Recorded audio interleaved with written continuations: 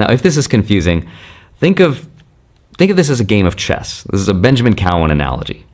The Federal Reserve has to defend two things, right? The Fed calls it their dual mandate. Job one, defend inflation, keep it low. Job two, keep unemployment low. So defend jobs and defend the price of things.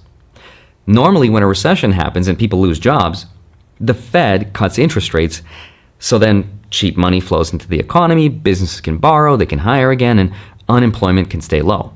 So if check, defend with lowering rates. But right now, inflation is somewhat elevated according to the Fed, and oil is extremely volatile right now. It went up over $100 a barrel, and then Trump said the war is over, right? So it went back down to the 80s. If the war lasts longer than expected, it could easily go over $100 again.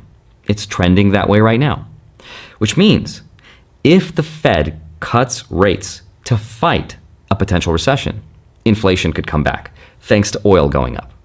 So unemployment and inflation, the Fed can only fight one at a time. If not, that's checkmate, aka recession.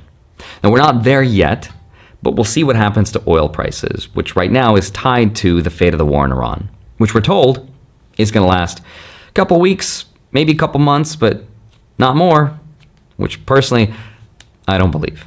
I'm confident that our troops will be successful, and I think it'll go relatively quickly. It could last, 6 days, 6 weeks. I doubt 6 months.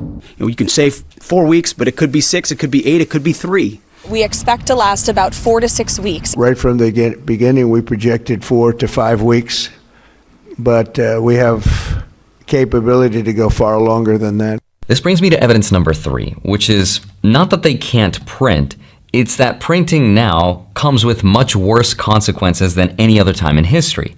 Now, I'm sure you've heard it a million times by now, but I want to put into perspective just how bad our spending problem is.